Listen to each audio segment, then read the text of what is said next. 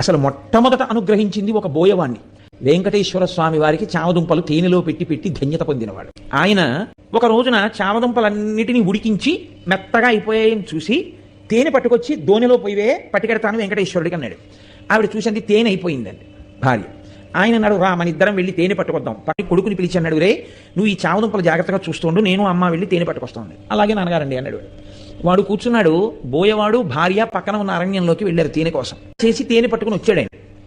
ఆయన వెంకటేశ్వరుడితో కలిసి తింటాడు. అందుకని ఆ తేనె పట్టుకుని వచ్చే లోపల ఈ పిల్లవాడికి ఆకలేసింది. వీడికి ఏమిటి అలవాటు, నాన్నగారు రోజు అక్కడ పెట్టి తినొస్తారు, అప్పుడే మనకి పెడతారు. కాబట్టి అక్కడికెక్కడికో వెళ్ళి పెట్టడం ఎందుకు, నాన్నగారు ఈ చెట్టేగా వెంకటేశ్వర స్వామి అంటుంటారు, కాబట్టి ఇక్కడ పెట్టేస్తే అయిపోదేంటి. ఈ పిల్లవాడు నమ్మాడు, ఉన్నాడు అక్కడ ఈశ్వరుడని. తినేశాడు చెట్టు రూపంలో ఈశ్వరుడు. తినేస్తే తండ్రి వచ్చాడు, వీడు మిగిలినవి తినేశాడు. స్వామికి పెడితే తినేచ్చుగా, తినేశాడు వాడు. తండ్రి వచ్చాడు, ఏవిరా చామదుంపలు అన్నాడు. నాన్నగారండి ఈ చెట్టులోనేగా స్వామి ఉన్నారన్నారు, మీరు రమ్మన్నాను, ఆకలేసేస్తోంది స్వామి, ఉండలేను నాన్నగారు వచ్చే వరకు, నేను తినాలంటే మీకు పెడితే కానీ తినద్దంటారు కదా నాన్నగారు, మీరు వస్తే నా స్వామి మీరు తినేద్దరు కానీ నేను తినేస్తాను, రండి స్వామి అని అడిగాను. వచ్చారు, పెట్టాను, తినేశారు. తండ్రికి ఎక్కడ లేని కోపం వచ్చింది. చెట్టుకు పెట్టావా, తిన్నాడా వెంకటేశ్వరుడు? ఆయన అమాయకత్వం ఆయింది.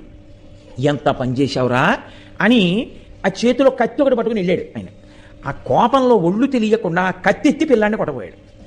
చెట్టు రూపంలో ఉన్నాడు వెంకటేశ్వరుడిని నమ్మినటువంటి పిల్లవాడి యొక్క నమ్మకాన్ని రుజువు చేస్తూ ఇలా ఎత్తిన చేతిని చెట్టు రూపంలో ఉన్న వెంకటేశ్వరుడు పట్టుకున్నాడు. ఎవరు పట్టుకున్నారో చెయ్యని వెనక్కి తిరిగి చూశాడు. చతుర్భుజుడైనటువంటి స్వామి పట్టుకున్నారు అతని చేతిని. ఆయన